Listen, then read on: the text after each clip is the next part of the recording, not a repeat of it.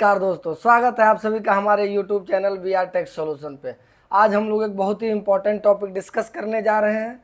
Registration under CGST act 2017, chapter 6 of CGST act 2017 section 22 to 30 इस पूरे chapter को deal करता है। इस चैप्टर में आज हम लोग डिस्कस करेंगे कि रजिस्ट्रेशन का क्या प्रोसीजर है, किसको किसको रजिस्ट्रेशन लेने की रिक्वायरमेंट है, कौन कौन लोग रजिस्ट्रेशन से एग्जेम्प्ट है। अगर हम लोगों ने रजिस्ट्रेशन ले लिया है तो उसके बाद अगर हमें कुछ अमेंडमेंट करना है तो वो किस तरीके से हम लोग करेंगे, किस किस केस में हमारा रजिस्ट्रेशन कैंसिल हो सकता है, अगर हमारा रजिस्ट्रेशन कैंसिल हो गया है तो क्या उसको हम लोग रिवोक करा सकते हैं, मीन्स क्या हम लोग दोबारा उसको एक्टिव करा सकते हैं। इन सभी चीज़ों को हम लोग डिटेल डिस्कस करेंगे इस वीडियो में। तो आइए हम लोग वीडियो को स्टार्ट करते हैं। Section 22 to section 30 of CGST act and rule 8 to 26, ये सभी चीज़ों को हम लोग अब डिस्कस करने जा रहे हैं। Section 22 liability for registration, means किसको किसको रजिस्ट्रेशन लेने की लाइबिलिटी है। अकॉर्डिंग टू सेक्शन 22 सब section 1 of CGST act 2017, if the supplier makes a taxable supply of goods and service और बोथ। इंपॉर्टेंट पॉइंट है कि टैक्सेबल सप्लाई मीन्स यहाँ एग्जेम्प्टेड सप्लाई को ध्यान नहीं रखना है। टैक्सेबल सप्लाई ऑफ गुड्स और सर्विस और बोथ फ्रॉम हिज स्टेट और यूनियन टेरिटरी, ये भी एक इम्पॉर्टेंट पॉइंट है कि जिस स्टेट और यूनियन टेरिटरी से आप सप्लाई कर रहे हैं वहीं रजिस्ट्रेशन लेने की रिक्वायरमेंट है। And his aggregate turnover in the financial year exceed 20 lakh rupees. यहाँ एक इम्पॉर्टेंट पॉइंट ध्यान रखना है, एग्रीगेट टर्नओवर। एग्रीगेट टर्नओवर का डेफिनेशन हम लोगों ने पिछले वीडियो में डिस्कस किया है, उसका डिस्क्रिप्शन बॉक्स में मैंने लिंक दे दिया है, वहाँ जाके एग्रीगेट टर्नओवर का डिटेल डेफिनेशन आप लोगों को समझ लेना है। He shall be liable to registered, means अगर कोई भी टैक्सेबल पर्सन जो गुड्स और सर्विस का सप्लाई कर रहा है, अगर उसका टर्नओवर 20 लाख को एक्सीड करता है, मीन्स ध्यान रखना है अगर 20 लाख तक है तो रजिस्ट्रेशन लेने की रिक्वायरमेंट नहीं है। 20 लाख को अगर एक्सीड कर जाता है एग्रीगेट टर्नओवर, उस केस में हमें रजिस्ट्रेशन लेने की लायबिलिटी है।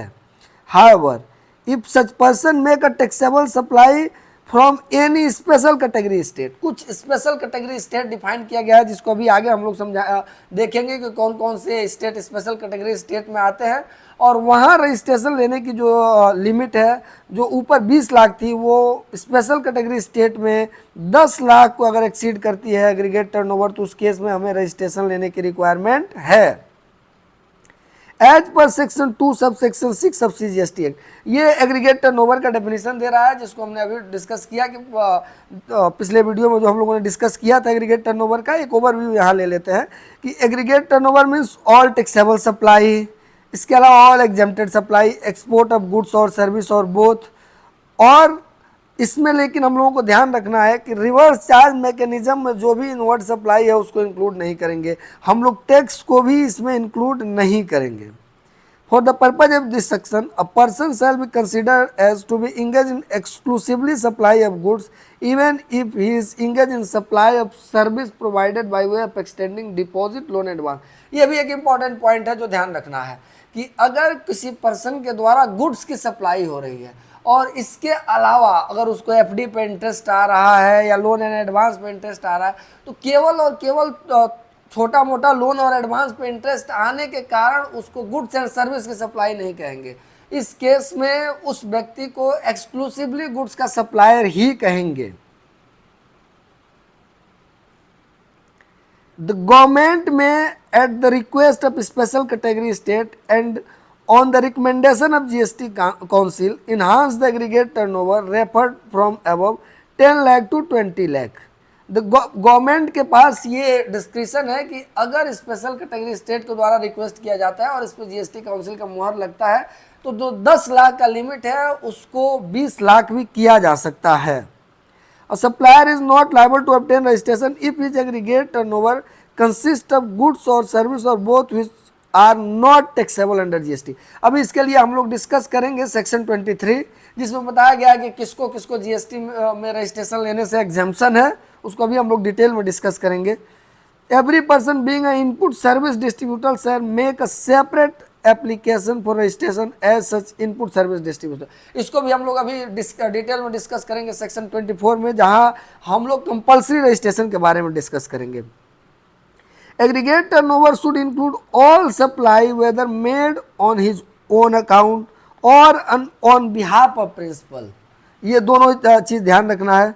The supply of goods by registered job worker after completion of job work shall be treated as the supply of principal. ये ध्यान रखना है, अगर किसी जॉब वर्कर के पास प्रिंसिपल के द्वारा कोई गुड्स दिया गया है बनाने के लिए और वो गुड्स कंप्लीट होके अगर कहीं दूसरे जगह सप्लाई किया जा रहा है, तो ध्यान रखना है कि वो जो सप्लाई होगा वो जॉब वर्कर का सप्लाई नहीं होगा, वो प्रिंसिपल जो दिया हुआ है उसका सप्लाई माना जाएगा। ये बहुत इंपॉर्टेंट पॉइंट है जिसको ध्यान रखना है, क्योंकि जॉब वर्कर का तो काम केवल और केवल सर्विस का सप्लाई था। जो चीज़ें हम लोग उसे बनाने के लिए दिए थे उसने बना के आगे भेज दिया है। For the purpose of this section special category state means state define in article 279 of constitution. जो स्पेशल कैटेगरी स्टेट है उसको आर्टिकल 279A ऑफ कॉन्स्टिट्यूशन में डिफाइन किया गया है। अब इसमें भी एक इम्पॉर्टेंट पॉइंट है कि जो स्पेशल कैटेगरी स्टेट है उसमें से इन 4 स्टेट मीन्स मणिपुर, मिजोरम, त्रिपुरा और नागालैंड, इन लोगों के लिए रजिस्ट्रेशन का लिमिट अभी भी 10 लाख रखा गया है। बाकी जो स्पेशल कैटेगरी स्टेट हैं उनके लिए ये लिमिट 20 लाख कर दिया गया है, जैसे जम्मू कश्मीर, अरुणाचल प्रदेश, असम, हिमाचल प्रदेश, मेघालय और सिक्किम। नोटिफिकेशन नंबर 10/2019 जो है 7 मार्च 2019 को गया था, जिसमें अभी हम लोगों ने पीछे डिस्कशन किया सेक्शन 22 सब सेक्शन 1 में कि रजिस्ट्रेशन का जो लिमिट है अगर हमारा टर्नओवर एक्सीड करता है 20 लाख को, मीन्स अगर 20 लाख से ज़्यादा हमारा टर्नओवर अगर एक्सीड करता है उस केस में हमें रजिस्ट्रेशन लेने की रिक्वायरमेंट है। लेकिन इस चीज़ को जीएसटी काउंसिल के द्वारा अमेंड कर दिया गया था और ये लिमिट जो है इन्हांस करके 40 लाख कर दिया गया था। However, such person who would not be granted the threshold limit of 40 lakh include such person engage in intra-state supply। ये भी important point है जो ध्यान रखना है कि जैसे जिन लोगों को 20 लाख का लिमिट दिया गया है या जिन लोगों को 10 लाख का लिमिट दिया गया, वो लोग इस 40 लाख के लिमिट को अवेल नहीं कर सकते हैं। इसके अलावा जो लोग कंपल्सरी रजिस्ट्रेशन में हैं, जो अभी हम लोग सेक्शन 24 पढ़ेंगे, उसमें जो लोग फॉल करते हैं वो भी इस 40 लाख का बेनिफिट नहीं ले सकते हैं। इसके अलावा जो लोग एडिबल आइस में डील कर रहे हैं या जो कोका या पान मसाला या टोबैको वगैरह में डील कर रहे हैं, इन सब के केस में अभी भी जो थ्रेशोल्ड लिमिट है वो 20 लाख का ही है। ध्यान रखना, इनके लिए 40 लाख का लिमिट नहीं बताया गया है। Section 22 sub section 2, every person who is registered और होल्ड अ लाइसेंस और registration under any existing indirect tax. ये माइग्रेशन के समय आया था कि अगर आप पिछले जो भी इनडायरेक्ट टैक्स के लॉ थे, जैसे एक्साइज हो गया, वैट हो गया, इन सब सर्विस टैक्स हो गया, अगर उन सभी एक्ट में आपका रजिस्ट्रेशन है तो आप ऑटो में माइग्रेट हो जाएंगे जीएसटी एक्ट में जिस दिन से इसका अपॉइंटमेंट डेट जो भी रहेगा। मीन्स आपको 1 जुलाई 2017 के बाद से आपको माइग्रेट कर दिया जाएगा नए एक्ट में, जिसका अब रेलिवेंस खत्म हो गया। ये उस समय के लिए ये पॉइंट इंपॉर्टेंट था। According to section 22 sub section 3, if a business carried on by a taxable person registered under this act referred to, whether on account of succession or otherwise, to any person as a going concern। important point है, going concern को हम लोग आगे जब discuss करेंगे section 11 का exemption discuss करेंगे, तो कोई भी बिजनेस अगर गोइंग कंसर्न में ट्रांसफर होता है तो एग्जाम्प्ट माना जाता है। लेकिन यहाँ जो हम लोग रजिस्ट्रेशन में पढ़ रहे हैं कि अगर कोई बिजनेस सक्सीड हो रहा है, उस केस में हमें जिस दिन से हमारा सक्सेशन इफेक्टिव हो जाएगा उस डेट से हमें रजिस्ट्रेशन लेने की लायबिलिटी है, अगर हमारा पिछला बिजनेस रजिस्टर्ड है तो। However section 22 sub section 4 means अगर ट्रांसफर, अमलगमेशन, डिमर्जर वगैरह हो रहा है तो ये सभी प्रक्रिया जो होता है वो बाय कोर्ट होता है। तो इसमें जिस दिन कोर्ट का डिसीजन आएगा, इसका जिस दिन ऑर्डर इफेक्टिव हो जाएगा, उस दिन से हमें रजिस्ट्रेशन लेने की रिक्वायरमेंट है। तो आइए एक बार हम लोग इसको समराइज कर लेते हैं कि किसको किसको रजिस्ट्रेशन लेने की रिक्वायरमेंट का क्या क्या लिमिट है। अगर हम सप्लाई ऑफ गुड्स कर रहे हैं और स्पेशल कैटेगरी ऑफ स्टेट में फॉल कर रहे हैं, जो 4 स्टेट हम लोगों ने डिस्कस किया, तो वहाँ अभी भी लिमिट 10 लाख है। उन 4 कैटेगरी के अलावा जो भी स्पेशल कैटेगरी स्टेट हैं उनमें लिमिट अभी के डेट में 20 लाख रुपया हो गया। ये गलती से 10 लाख लिखा गया है, 20 लाख हो गया है। और अदर सभी स्टेट में जो ये लिमिट है ये 40 लाख का हो गया है। अगर हम सप्लाई ऑफ सर्विस कर रहे हैं तो सप्लाई ऑफ सर्विस के केस में स्पेसिफाइड कैटेगरी में 10 लाख का है। इन सभी स्पेसिफाइड कैटेगरी को छोड़ दिया जाए तो कुछ अदर स्पेसिफाइड है उसमें 20 लाख का है, और बाकी सभी केस में भी 20 लाख का है, क्योंकि ये जो भी 40 लाख का इन्हांसमेंट हुआ था थ्रेशोल्ड लिमिट का, ये केवल और केवल गुड्स के केस में हुआ है। अगर हम सप्लाई ऑफ सर्विस और गुड्स दोनों ही कर रहे हैं उस केस में भी हमारा जो लिमिट है वो स्पेशल कैटेगरी के लिए 10 है, बाकी सबके लिए 20 है। तो ध्यान रखना है कि थ्रेशोल्ड लिमिट जो बढ़ाया गया है और केवल गुड्स के लिए बढ़ाया गया है। According to section 23 subsection 1 the following person are not liable to registered under this act. अभी हम लोगों ने डिस्कस किया कि कुछ लोगों को जीएसटी में रजिस्ट्रेशन लेने से एग्जेम्प्ट किया गया है। वो कौन कौन से लोग हैं? Any person engage exclusively in supply that is not liable to tax or wholly exempted from the tax under GST Act। यहाँ जो सबसे इंपॉर्टेंट पॉइंट है वो है एक्सक्लूसिवली, मीन्स अगर आप एग्जेम्प्टेड सप्लाई और प्लस टैक्सेबल सप्लाई कर रहे हैं तो उस केस में सेक्शन 23 सबसेक्शन 1 लगेगा ही नहीं आपके ऊपर। मीन्स सेक्शन 23 सबसेक्शन 1 वही लगेगा जहां आप एक्सक्लूसिव सप्लाई कर रहे हैं नॉन टैक्सेबल सप्लाई या एग्जेम्प्टेड सप्लाई का, या आप एग्रीकल्चरिस्ट हैं who is supplying produce out of cultivation of land, means cultivation के तुरंत बाद जो भी आप सप्लाई कर रहे हैं एज एग्रीकल्चरिस्ट, उस केस में आपको रजिस्ट्रेशन लेने की रिक्वायरमेंट नहीं है। According to section 23 subsection 2 government may on recommendation of council, अगर गवर्नमेंट चाहती है तो कुछ और लोगों को भी एग्जेम्प्ट कर सकती है काउंसिल के रिकमेंडेशन पे, ये जो यहाँ डिस्कस किया गया है।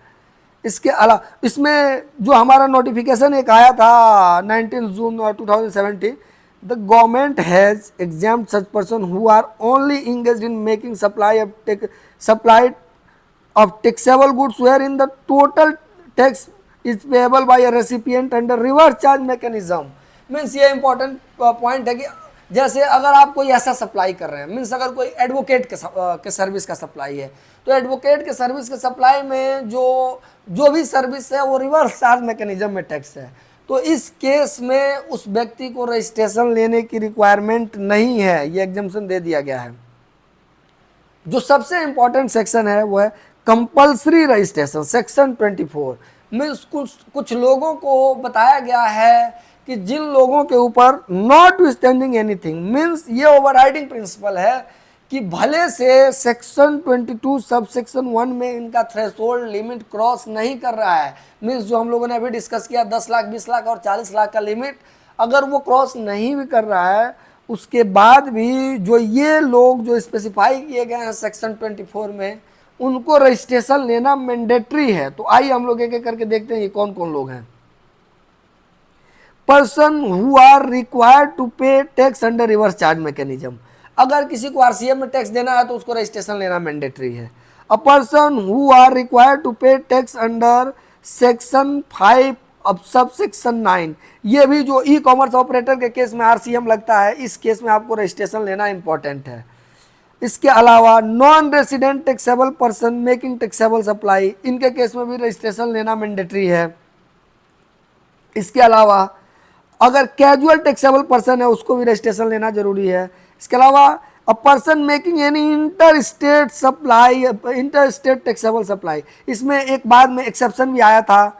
एक्सेप्शन ये था कि अगर आप inter state supply of service कर रहे हैं तो उस केस में आपके ऊपर थ्रेशोल्ड एप्लीकेबल होगा। मीन्स अगर आप supply inter state supply of goods कर रहे हैं तब तो ये हमारा जो ये प्रोविज़न है ये एप्लीकेबल होगा, लेकिन अगर आप inter state supply of service कर रहे हैं तो उस केस में आपको थ्रेशोल्ड लगेगा। ये इसका एक्सेप्शन बाद में आया था। A person who are required to deduct TDS, अगर आपको सेक्शन 51 में टीडीएस काटने की लायबिलिटी है तो आपको रजिस्ट्रेशन लेना है। A person who make a taxable supply of goods और सर्विस और both on behalf of other taxable person, means अगर किसी टैक्सेबल पर्सन के बिहाफ पे आप अगर कोई सप्लाई कर रहे हैं उस केस में आपको रजिस्ट्रेशन लेना मैंडेटरी है। इनपुट सर्विस डिस्ट्रीब्यूटर के केस में रजिस्ट्रेशन लेना मैंडेटरी है, इसको हम लोग बाद में डिटेल में डिस्कस करेंगे। पर्सन हु सप्लाई गुड्स और service both other than supply specified under through electronic commerce operator, इसमें भी जो भी है ई कॉमर्स ऑपरेटर, इसका भी डिटेल में हम लोग आगे डिस्कस करेंगे। इस केस में भी आपको रजिस्ट्रेशन लेना मैंडेटरी है। Every electronic commerce operator who is required to collect TCS, इस केस में भी रजिस्ट्रेशन लेना मैंडेटरी है। बाद में इसमें भी एक्सेप्शन आ गया था कि इसमें भी थ्रेशोल्ड लिमिट की एप्लीकेबिलिटी रहेगी।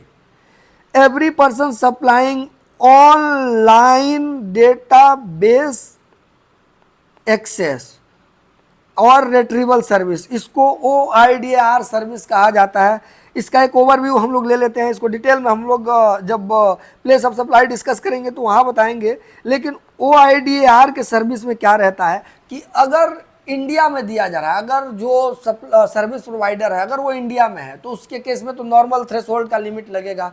लेकिन अगर OIDR का सर्विस अगर किसी फॉरेन पर्सन के द्वारा दिया जा रहा है, अगर ये सर्विस विदेश से दिया जा रहा है, तो उस केस में अगर रेसिपिएंट जो है वो टैक्सेबल पर्सन है तो उसको RCM में टैक्स देना है, और अगर रेसिपिएंट अनरजिस्टर्ड पर्सन है तो उस केस में जो भी फॉरेन का सर्विस प्रोवाइडर है उसको इंडिया में रजिस्ट्रेशन लेना होगा, और रजिस्ट्रेशन लेके यहाँ जो भी है उस पर टैक्स देना पड़ेगा। सच अदर पर्सन, जो भी नोटिफाई किया जाता है कुछ अदर पर्सन को, तो उनको भी यहाँ रजिस्ट्रेशन लेना मैंडेटरी है। अभी हमने डिस्कस किया कि जो भी हम लोगों ने डिस्कस किया कि अगर taxable supply inter state supply हम कर रहे हैं सर्विस का तो उसका ये एक्सेप्शन आ गया था। इसके अलावा जो भी हम लोगों ने अभी यहाँ TCS का डिस्कस किया उसका एक्सेप्शन आ गया था। इसके अलावा हैंडीक्राफ्ट गुड्स है तो इस केस में भी थ्रेशोल्ड लिमिट लगेगा। मीन्स अभी हम लोगों ने देखा कि inter state supply of goods है तो उस केस में हमको लिमिट की एप्लीकेबिलिटी नहीं है, मीन्स थ्रेशोल्ड का बेनिफिट नहीं मिलेगा, कंपलसरली रजिस्ट्रेशन कराना पड़ेगा। लेकिन अगर हम हैंडीक्राफ्ट गुड्स का सप्लाई कर रहे हैं तो उस केस में हमें थ्रेशोल्ड का बेनिफिट मिल जाएगा। इसके अलावा यहाँ कैजुअल टैक्सेबल पर्सन का डेफिनेशन दिया गया है कि कैजुअल टैक्सेबल पर्सन मीन्स जो ओकेजनली अंडरटेकिंग कर रहे हैं सप्लाई का, मीन्स अगर ओकेजनली सर्विस का सप्लाई दे रहे हैं या गुड्स का सप्लाई दे रहे हैं तो उनको हम लोग कैजुअल टैक्सेबल पर्सन कहेंगे और उनको रजिस्ट्रेशन लेना इंपॉर्टेंट है। इसके अलावा अभी हमने ये एक्सेप्शन पढ़ लिया था आगे की TCS के केस में भी थ्रेशोल्ड का लिमिट आ गया था। अब हम लोग पढ़ेंगे प्रोसीजर ऑफ रजिस्ट्रेशन, ये इंपॉर्टेंट पॉइंट है। Procedure of registration, procedure of registration एक बार मैं जनरल डिस्कस करता हूँ। एक जनरल कंप्लायंस जो है आप समझिए कि रजिस्ट्रेशन के केस में क्या होगा। पहले आप रजिस्ट्रेशन अप्लाई करेंगे, अप्लाई करने के बाद से जो भी ऑफिसर रहेगा, जो भी प्रॉपर ऑफिसर के पास ये एप्लीकेशन जाएगा, प्रॉपर ऑफिसर को अगर एप्लीकेशन आपका ठीक लगता है तो एक्सेप्ट करके प्रॉपर ऑफिसर आपको रजिस्ट्रेशन दे देगा। अगर उसको किसी प्रकार का कोई इशू आता है तो उस केस में क्वेरी रेज किया जाएगा, उस क्वेरी का आपको रिप्लाई देना पड़ेगा। उस क्वेरी के रिप्लाई देने के बाद अगर प्रॉपर ऑफिसर को ठीक लगता है तो आपको रजिस्ट्रेशन दे दिया जाएगा। और अगर उस क्वेरी के रिप्लाई के बाद भी प्रॉपर ऑफिसर अगर सेटिस्फाइड नहीं होता है तो उस केस में आपका जो भी एप्लीकेशन है उसको कैंसिल कर दिया जाएगा। तो आइए एक एक करके इसको देखते हैं हम लोग प्रोसीजर को। Procedure for registration under GST as prescribe under rule 8। सबसे पहले हम लोग क्या करेंगे कि हम लोग REG 1 में पार्ट ए, REG 1 का 2 पार्ट है, REG 101 का 2 पार्ट है। पार्ट ए में हम लोग जो भी पैन है उसको डिक्लेयर करेंगे मोबाइल नंबर ईमेल आईडी के साथ। जो ही हम लोग पार्ट 1 भरेंगे तो उसके बाद हमारे पास TRN जनरेट हो जाता है, टेम्पररी रजिस्ट्रेशन नंबर, और इसके बाद से इसी TRN से हम लोग लॉगिन करते हैं तो हमारा पार्ट बी खुल जाता है। और पार्ट बी कंप्लीट हम लोग फिल करते हैं और फिल करके उसको वेरीफाई कर देते हैं, जिसके बाद से हमारे पास ARN आ जाता है और ये एप्लीकेशन जो है वो प्रॉपर ऑफिसर के पास पहुंच जाता है। इसके बाद से proper officer with in 3 days, 3 working days में अगर प्रॉपर ऑफिसर को आपका एप्लीकेशन ठीक लगता है तो उस केस में अगर वो एप्लीकेशन करेक्ट है तो उस केस में आपको रजिस्ट्रेशन ग्रांट कर दिया जाएगा। अगर आपका एप्लीकेशन ठीक नहीं है तो उस केस में आपको शो कॉज नोटिस दे दिया जाएगा। शो कॉज नोटिस का रिप्लाई आप जो भी शो कॉज नोटिस दे दिया जाएगा REG 03 में, शो कॉज नोटिस का रिप्लाई आप REG 04 में करेंगे। उस शो कॉज नोटिस का जब आप रिप्लाई फाइल करेंगे, उसके बाद अगर प्रॉपर ऑफिसर को ठीक लगता है तो उस केस में, अगर नहीं ठीक लगता है, तो उस केस में आपका रजिस्ट्रेशन कैंसिल कर दिया जाएगा। और अगर ठीक लगता है तो आपको REG 06 में रजिस्ट्रेशन दे दिया जाएगा। आइए हम लोग इसको एक बार देखते हैं। A person who is liable to registered under section 22 और सेक्शन 24, उस केस में क्या करेगा, तो जिस स्टेट में आपकी लाइबिलिटी है, अगर आप लाइबल हो जाते हैं तो विदिन 30 डेज आप रजिस्ट्रेशन के लिए अप्लाई कर दीजिए। अगर आप कैजुअल टैक्सेबल पर्सन या नॉन रेजिडेंट टैक्सेबल पर्सन, तो उस केस में आपको बिजनेस शुरू करने से 5 दिन पहले ही रजिस्ट्रेशन के लिए अप्लाई करना है। According to section 25 subsection 2, every person seeking registration under this act shall be granted a single registration in a state or union territory। लेकिन नोटिफिकेशन नंबर 3/2019 में इसका एक्सेप्शन आ गया था कि अगर आपके पास एक से ज़्यादा प्लेस ऑफ बिजनेस है तो उस केस में आप एक से ज़्यादा रजिस्ट्रेशन भी ले सकते हैं। लेकिन ध्यान रखना है, अगर एक रजिस्ट्रेशन हमारा कंपोजिशन स्कीम में है तो दूसरा रजिस्ट्रेशन रेगुलर स्कीम में नहीं हो सकता, या एक रजिस्ट्रेशन अगर हमारा रेगुलर स्कीम में है तो दूसरा रजिस्ट्रेशन कंपोजिशन स्कीम में नहीं हो सकता। रेगुलर और कंपोजिशन को हम लोग बाद में डिस्कस करेंगे, लेकिन ये ध्यान रखना है कि अगर एक रजिस्ट्रेशन हमारा रेगुलर में है तो दूसरा कंपोजिशन में नहीं होगा, और एक कंपोजिशन में है तो दूसरा रेगुलर में नहीं होगा। आइए हम लोग देखते हैं।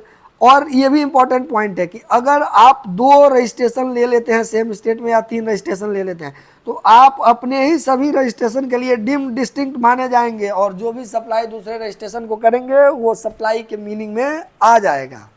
इसके अलावा आप आ जाइए, हम लोग देखते हैं वॉलंटरी रजिस्ट्रेशन।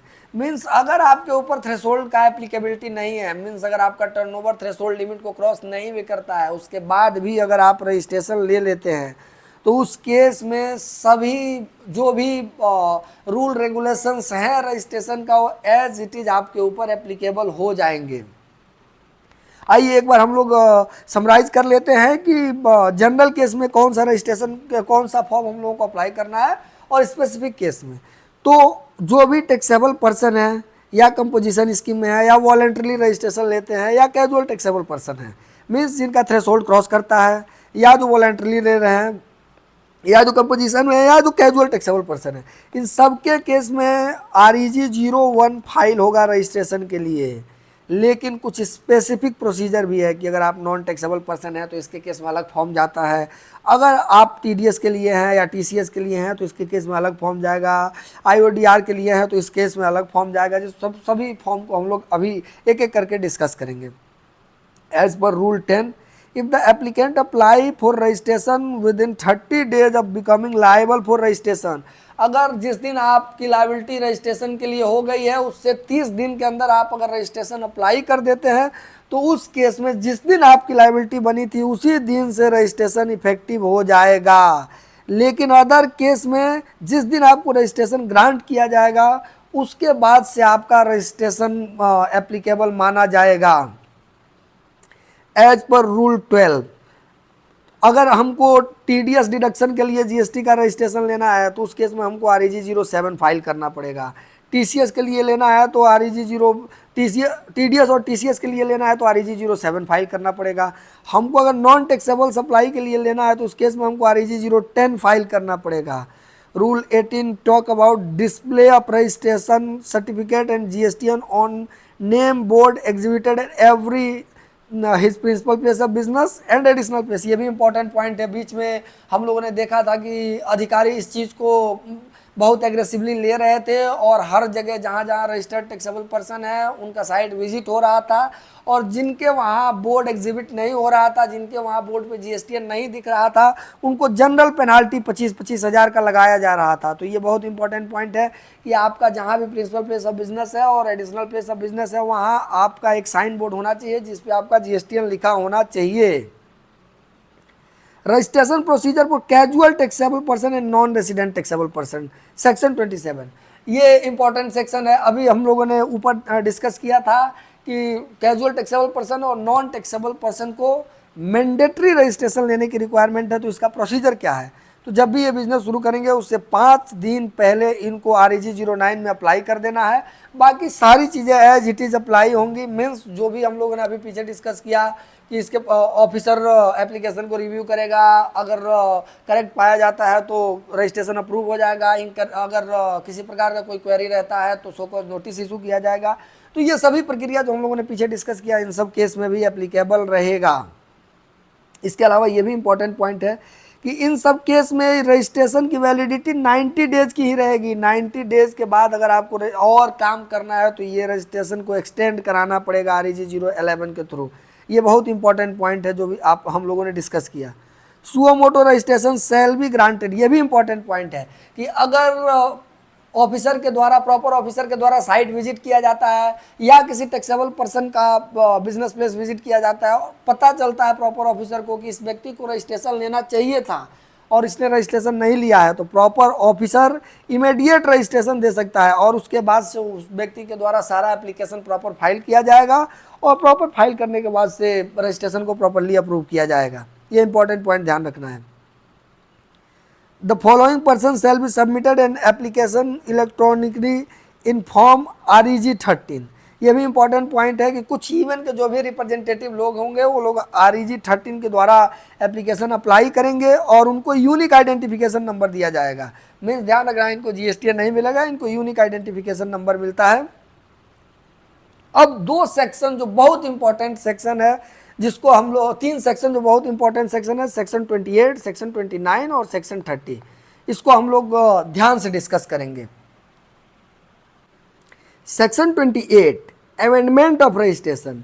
अब इसमें भी दो चीज़ें ध्यान रखना। जैसे अगर हमने रजिस्ट्रेशन अप्लाई कर दिया, रजिस्ट्रेशन अप्रूव हो चुका है, इसके बाद अगर हमें कोई इन्फॉर्मेशन चेंज करना है तो उस केस में गवर्नमेंट के द्वारा 2 तरह का अमेंडमेंट बताया गया है, एक नॉन कोर फील्ड और एक कोर फील्ड।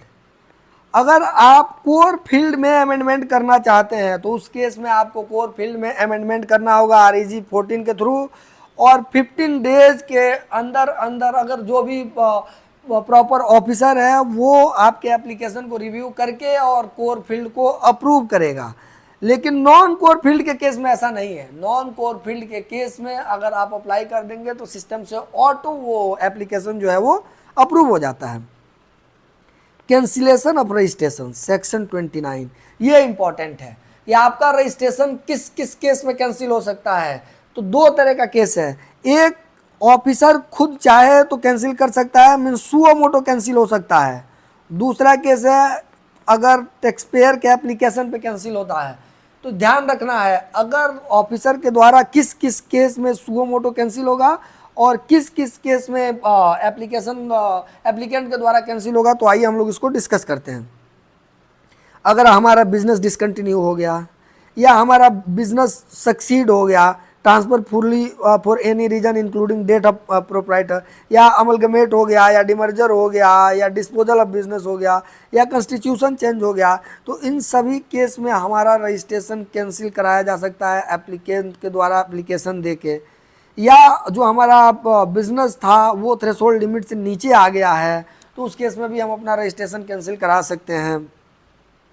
या ये जो इम्पोर्टेंट पॉइंट है कि इन जो फॉलोइंग केसेज हैं, इन केस में प्रॉपर ऑफिसर भी आपका रजिस्ट्रेशन कैंसिल कर सकता है, जो सुओ मोटो कैंसिलेशन कहा जाता है।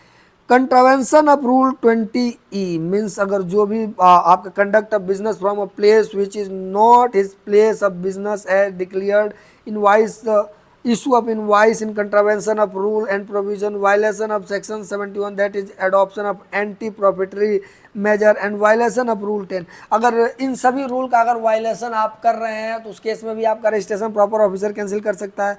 अगर आप कंजिकेटिवली 6 मंथ तक रेगुलर टैक्सेबल पर्सन के केस में और 3 कंजिकेटिव टैक्स पीरियड तक अगर कंपोजिशन डीलर हैं, रिटर्न अगर आप नहीं फाइल करते हैं तो उस केस में आपका रजिस्ट्रेशन कैंसिल कर दिया जाएगा। अगर आपका बिजनेस का कमेंसमेंट 6 महीने तक नहीं हो रहा है रजिस्ट्रेशन के बाद भी, उस केस में भी आपका रजिस्ट्रेशन कैंसिल किया जा सकता है। रजिस्ट्रेशन ऑब्टेन बाय फ्रॉड, अगर आप फ्रॉड से रजिस्ट्रेशन लेते हैं तो उस केस में भी आपका रजिस्ट्रेशन कैंसिल कर दिया जाएगा। as per rule 22 where the proper officer has reason to believe that the registration of the proper person is liable to cancel under section 21। तो इस केस में क्या है, एक इंपॉर्टेंट पॉइंट है कि आपका रजिस्ट्रेशन प्रॉपर ऑफिसर तुरंत कैंसिल नहीं करेगा। उस केस में आपको एक शो कॉज नोटिस दिया जाएगा कि क्यों ना आपका रजिस्ट्रेशन कैंसिल कर दिया जाए। अब उस केस में अगर आप रिप्लाई देते हैं और अगर प्रॉपर ऑफिसर सेटिस्फाई हो जाता है तो फिर आपका कैंसिलेशन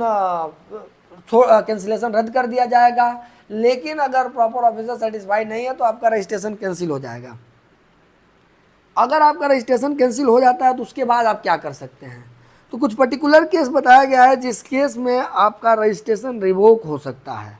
ध्यान रखना है इस चीज़ को कि अगर आपको लगता है कि आपका रजिस्ट्रेशन जो भी सुओ मोटो कैंसिल किया गया है उसको आप रिवोक कराना चाहते, ये इंपॉर्टेंट पॉइंट ध्यान रखना है कि एप्लीकेंट के द्वारा जो एप्लीकेशन से रजिस्ट्रेशन कैंसिल होगा उसमें किसी प्रकार के कोई रिवोकेशन का ऑप्शन नहीं है। ध्यान रखिए, a registered person whose registration is cancelled by proper officer on his own motion may submit an application. यहाँ इंपॉर्टेंट पॉइंट है कि प्रॉपर ऑफिसर के हिज ओन मोशन पे, मीन्स अगर सुओ मोटो कैंसिलेशन हुआ है उसी केस में रिवोकेशन हो पाएगा, ये ध्यान रखना है।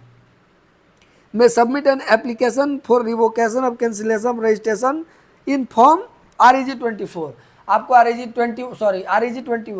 21 में आपको एप्लीकेशन करना है रिवोकेशन के लिए।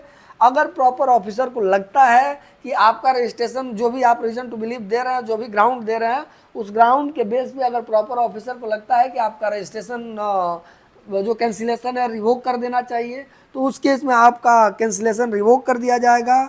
अदरवाइज आपका जो भी कैंसिलेशन है वो कंटिन्यू रहेगा। तो ये हम लोगों ने कंप्लीट डिस्कशन किया सेक्शन 22 टू सेक्शन 30 तक, मीन्स रजिस्ट्रेशन से लेके रजिस्ट्रेशन का प्रोसीजर, अमेंडमेंट, कैंसिलेशन, रिवोकेशन। तो रजिस्ट्रेशन में मुझे नहीं लगता किसी प्रकार का कोई कन्फ्यूजन होगा। अगर किसी प्रकार का कोई कन्फ्यूजन रहता है तो कृपया आप हमें कमेंट बॉक्स में बताएं। अगर वीडियो अच्छा लगा हो तो इसको लाइक करें, चैनल को सब्सक्राइब करें और बेल आइकन को दबाना न भूलें। और एक इम्पॉर्टेंट इन्फॉर्मेशन, एग्रीगेट टर्नओवर का जो भी लिंक है हमने डिस्क्रिप्शन बॉक्स में दे दिया है, जाके वहाँ से आपको एग्रीगेट टर्नओवर का डेफिनेशन देख लेना है। Thank you.